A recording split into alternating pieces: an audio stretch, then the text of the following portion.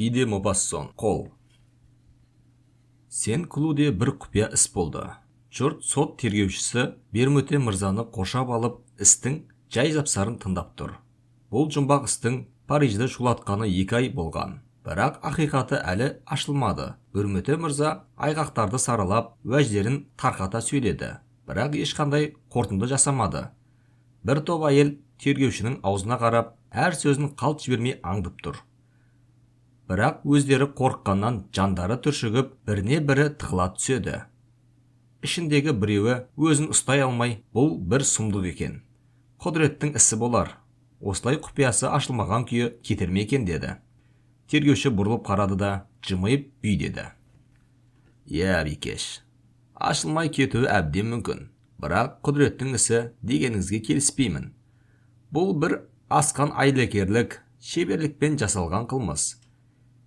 Ептілігі сонша бәріміз жабылсақ та аша алмай отырмыз. Бірақ мен бір заманда расымен де тылсым күш араласқандай ауыр бір іске тергеу жүргізген едім. Құдіреттің ісі деп соны айтуға болады.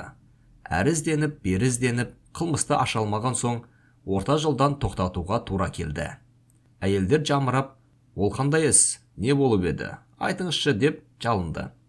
Бермөте мырза сол тергеушісіне тән әдеппен жымыңдады да, жарқындарым, деді ол. Мен тылсым күшке сенбейтін адаммын. Тек табиғи күшті мойындаймын. Сондықтан беймәлім істі сөз еткенде құдіреттің ісі дегеннен гөрі жұмбақ іс деп қолдансақ жөн болар еді. Әңгіме былай.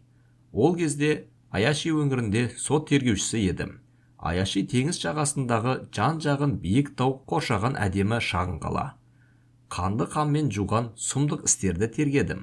Соңғы жоқ кектесу, өлермен өшпенділік, өлтірудің неше қилы мысалына ұшырастым.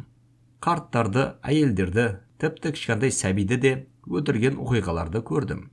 Әуелде жүрегім ауырған, кейін етім үйреніп кетті. Бір күні теңіз жағасындағы шағын бір мекенді ағылшын кісінің бірнеше жылға жалдап алғанын естідім. Өзімен бірге малайын да ала келіпті. Бұл адам жұрттың назарын бірден аударды. Үйінде жалғыз тұрады.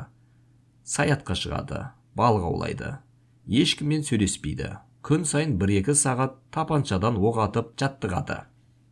Ағылшының есімі сэр Джон Рауэлл екен.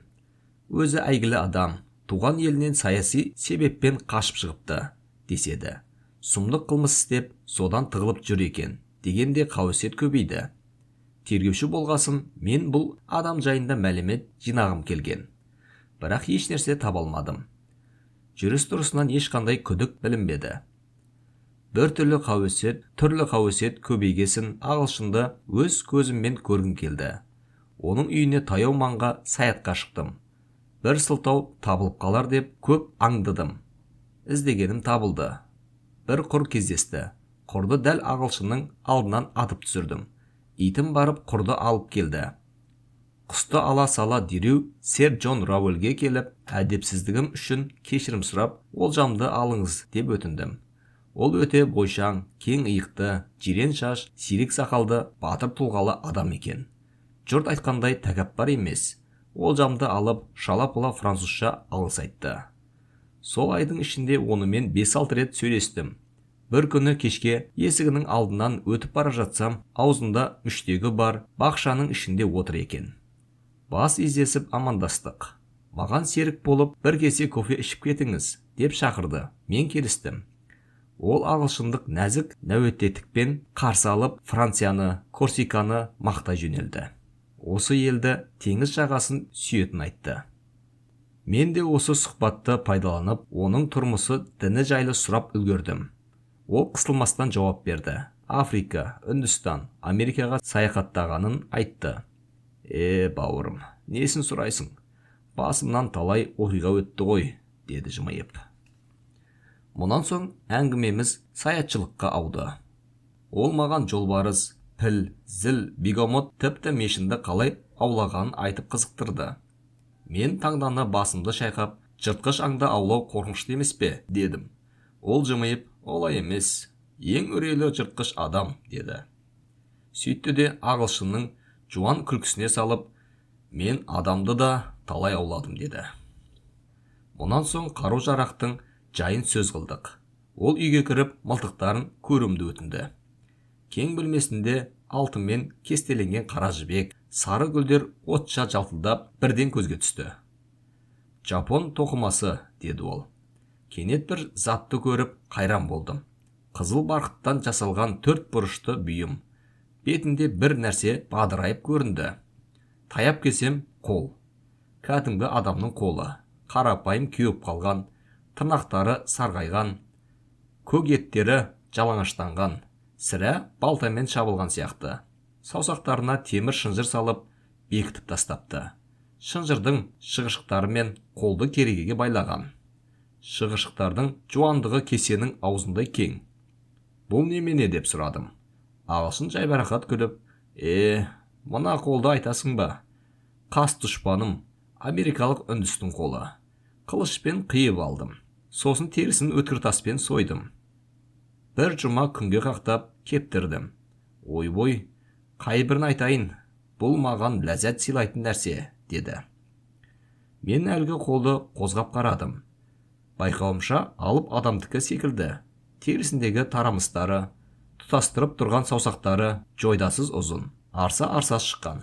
Қолға ұзақ қарауға дәтім шыдамады. Бұл адам асқан күшті болды ғой, дедім тітіркеніп. Жоқ, менің күшім одан басым түсті. Шынжырмен байлап қолға түсірдім, деп жауап берді. Бірақ қол ешқайда кетпейді. Шынжырдың не пайдасы бар, дедім қалжыңдап. Қол әркез кетуге қам қылды. Шынжыр салмасқа болмады, деді Джон Рауэлл сақтық үнмен. Мен ішімнен, мынау жынды ма, әлде қалжыңбас па деп ойлап түріне қарадым. Оның өңі бүлк еткен жоқ, жайбарақат қалпында. Әңгімені басқа арнаға аударып, мылтықтарын тамашалай бастадым. Байқауымша, біреу шабуылдайды деп үнемі қорқып жүрген сияқты. Үстелдің үстіне 3-6 атарды оқтап қойыпты. Осымен сөз тәмам болды. Мен мұнан соңда бірнеше рет келіп, Джон Рауэллдің халін біліп тұрдым. Кейін жол түспей, арамыз ұзап кетті. Бір жыл өткесін таңертең көмекшім келіп, сэр Джон Рауэллді түнде өлтіріп кетіпті деп суық хабар айтты.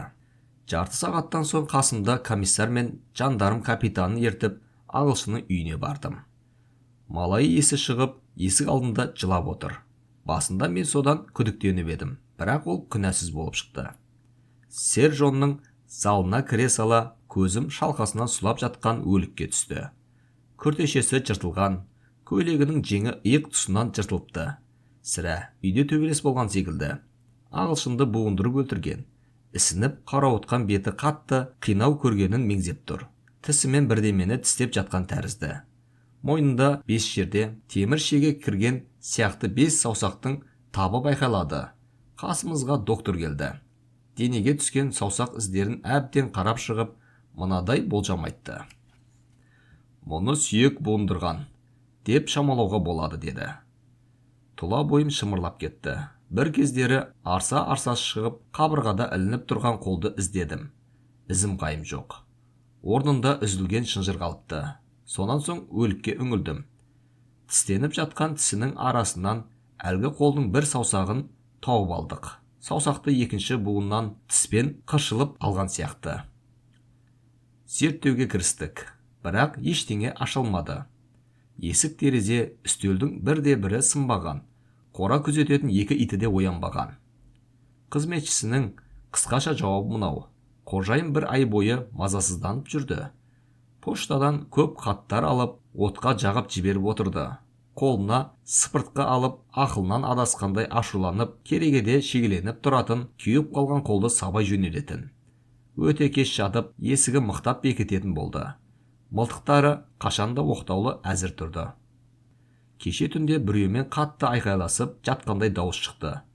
Сығалап қарасам бөлмеде жалғыз. Сандырақтап сөйлеп жатыр екен деп ойладым. Таңертең есікті ашсам, мырзам өліп жатыр. Біз сол күйі жұмбақ қылмысты аша алмадық. Арада 3 ай өткесін түнде түс көрдім. Әлгі қорқынышты қол өрмекшіге ұқсап тереземнің пердесінде керегелерде жүгіріп жүрген тәрізденді. Шошып ояндым. Әрең дегенде қайта ұйықтап едім, тағы да әлгі түсті көрдім. Қол 5 саусағымен еденде секіріп жүр. Қара терге малшынып, қайта ояндым. Таңға жуық осы түсті тағы бір мәрте көрдім. Таңертең жұмысқа келсем, қорқынышты қол үстелімде жатыр. Есімнен адастым ба, әлде елес пе деп ойладым. Сөйтсем ол қолды сэр Джон Роуэльдің моласының жанынан тауып алыпты. Жандармдар маған әкелген. Байқасам, қолдың сұқ саусағы жоқ. Міне, мархабатты бекелер, мен көрген жұмбақ қылмыстың бас аяғы осы. Басқа еш нәрсе білмеймін, деді тергеуші. Әйелдер бозарып қорқып кетті. Біреу шаңқ етіп, сіз ең болмаса, мұны өз ойыңызша неге жоритыныңызды айтып беріңіз. Мына оқиғадан соң біз түнде ұйықтай алмаймыз, деді. Тергеуші мырс етіп жымиды. Әй бекештер ай. Сірә мен ұйқыларын бұзған шығармын. Мұның құпиясы мені де түнде тыныш ұйықтатпайды. Болжауымша, қолдың заңды иесі өлмеген, тірі, тек қолынан айырылған. Сол үндіс өзінің кесіліп қалған қолын сұрап Джон Роуэльге хат жазған. Ол көнбегесін тылсым күшпен қолды өзіне шақырған. Қол шынжырды үзіп, жолына бөгет болған ағылшынды буындырып өлтірген. Бірақ сол қолдың молаға не үшін келгенін түсіне алмадым, деді. Әйелдер тым-тырыс бола қалды. Кенет біреу, жоқ, бұл ақылға қонбайды, деп айғайлады. Сот тергеушісі бұрынғысынша жымиған күйі, бұл менің өз ойым, сіздерге ұнамауы мүмкін деп, әу баста ескерттім емес пе, деді де сөзін доғарды. Әйелдер әрнені айтып, құпия істі өздерінше талқылай берді.